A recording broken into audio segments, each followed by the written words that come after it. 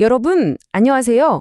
2026년 5월 15일, 오늘 하루 전 세계에서 쏟아진 그 수많은 뉴스들 맥락 잡기 참 헷갈리시죠?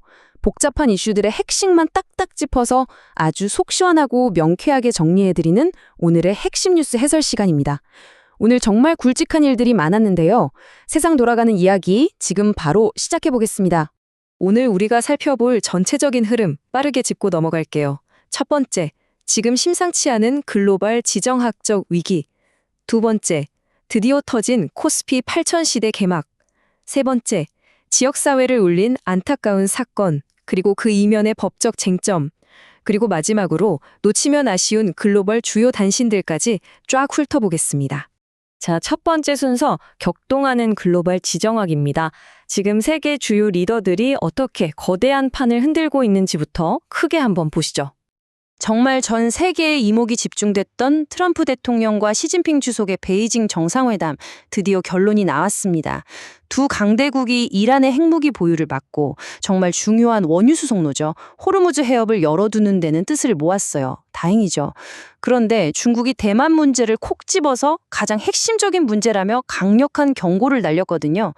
동아시아의 뇌관은 여전히 정말 아슬아슬하게 팽팽한 긴장 상태라는 걸 확연히 보여주고 있습니다. 여기서 아마 이런 생각 드실 거예요. 아니, 저렇게 먼 나라에서 자기들끼리 싸우고 합의하는 게 당장 내 지갑이나 우리 경제랑 무슨 상관이지? 자, 이런 글로벌 갈등이 얼마나 뼈저리게 우리 실생활로 연결되는지 바로 보여드릴게요. 지금 나오는 데이터들을 보면 정말 심상치가 않습니다. 우선 우크라이나를 볼까요? 러시아가 무려 1560대가 넘는 드론을 키예우에 쏟아부었습니다. 당연히 글로벌 공급망은 엉망이 됐죠. 중동은 또 어떻고요? 호르무즈 해협 근처에서 아랍에미리트 배가 납포되고 인도 화물선은 아예 공격받아서 침몰해버렸습니다. 이러니까 유가가 어떻게 되겠어요? 바로 치솟죠. 그 결과 미국 내 인플레이션이 지금 3년 만에 최고치를 찍었습니다. 기름값이 너무 비싸니까 미국 소비자들이 지갑을 닫아버리고 있다고요. 지구 반대편의 갈등이 돌고 돌아 결국 우리 실물 경제를 얼어붙게 만드는 겁니다. 세상이 이렇게 불안정하게 돌아가니까 다들 가만히 있을 순 없겠죠?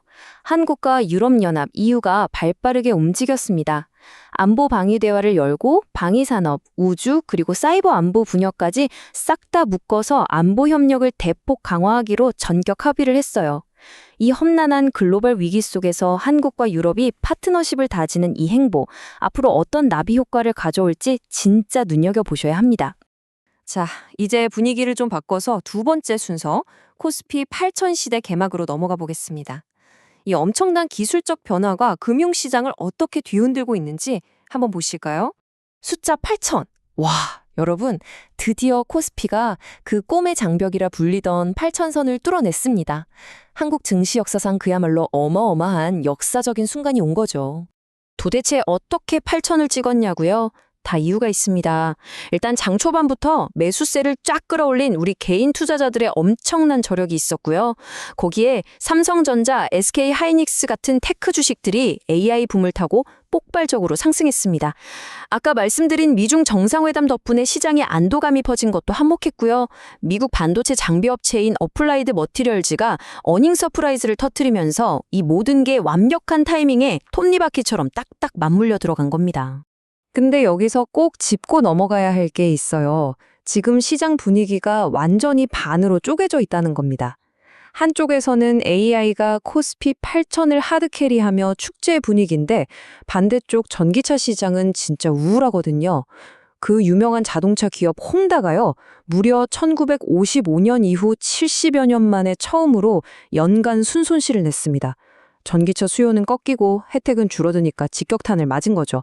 한때 혁신의 쌍두마차였던 AI와 전기차가 이렇게 극단적으로 운명이 갈리고 있다는 거. 이 포인트는 시장을 읽는 분들이라면 절대 놓치시면 안 됩니다. 국내 기업 소식도 하나 짧게 전해드릴게요. 공정거래위원회가 쿠팡 김범석 의장을 그룹의 동일인, 즉 총수로 지정했었잖아요. 그런데 법원이 이 처분의 효력을 오는 7월 15일까지 일단 직권으로 임시 정지시켰습니다. 거대 유통기업과 정부 당국의 팽팽한 지배구조 기싸움, 과연 법원이 최종적으로 어떤 결론을 낼지 계속 흥미롭게 지켜봐야 할 대목입니다. 자, 이제 세 번째 순서입니다. 오늘 가장 마음이 무거운 소식인데요. 지역사회를 울린 안타까운 사건과 법적 쟁점에 대해 다뤄보겠습니다. 광주에서 밤에 귀가하던 10대 여고생이 일면식도 없는 23세 남성에게 목숨을 잃는 끔찍한 사건이 발생했습니다. 그런데 피의자가 밝힌 범행 동기가 정말 참담해요.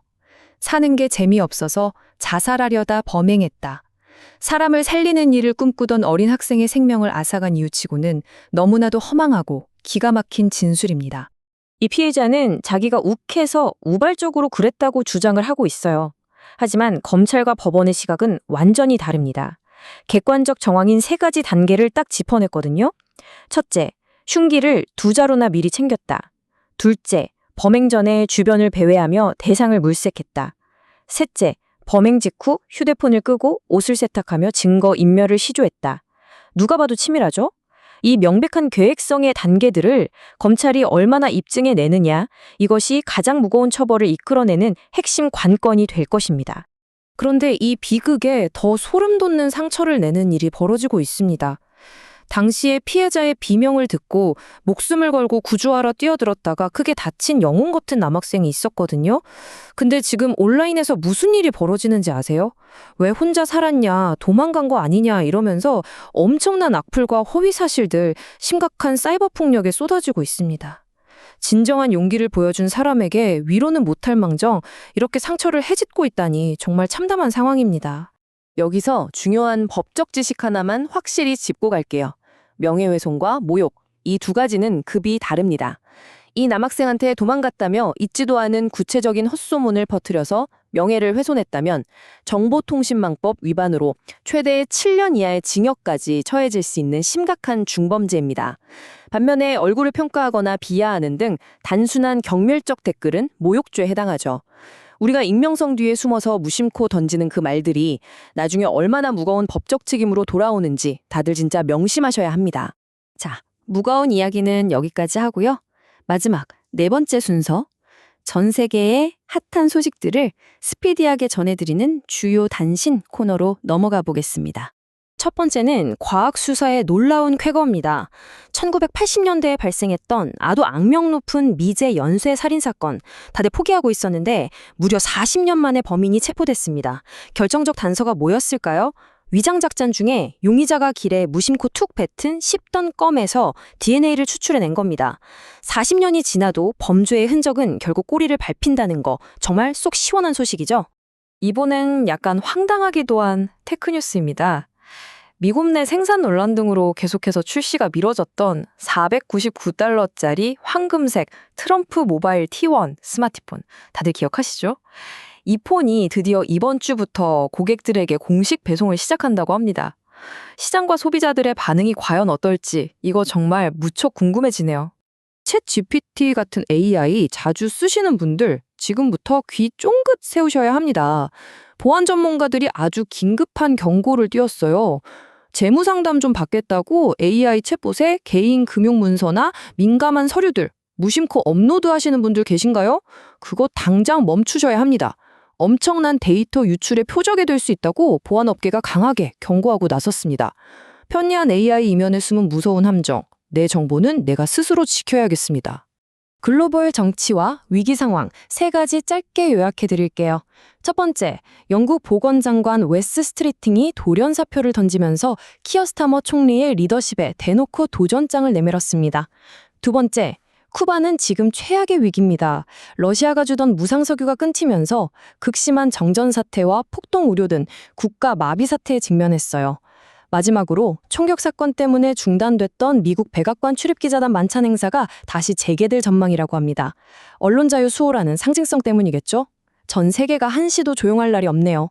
오늘 준비한 해설을 마무리하면서 여러분과 꼭 공유하고 싶은 통찰력 있는 문장이 하나 있어서 가져왔습니다.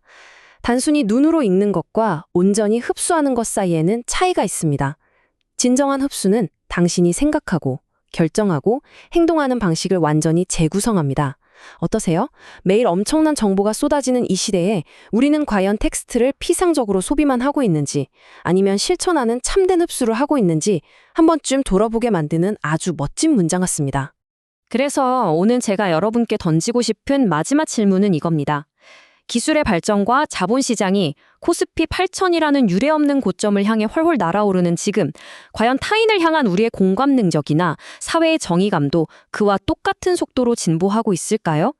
눈부신 성장 이면에 남겨진 우리 사회의 그림자들을 돌보고 인간성을 잃지 않는 것, 그것이 진짜 우리가 추구해야 할 진보가 아닐까 생각합니다. 오늘 제가 준비한 깊이 있는 핵심 뉴스 해설은 여기까지입니다. 이 복잡한 세상을 선명하게 이해하는데 작은 도움이 되셨길 바라며 저는 다음 시간에 더욱 흥미로운 내용들 꽉 채워서 다시 돌아오겠습니다. 함께 해주셔서 감사합니다.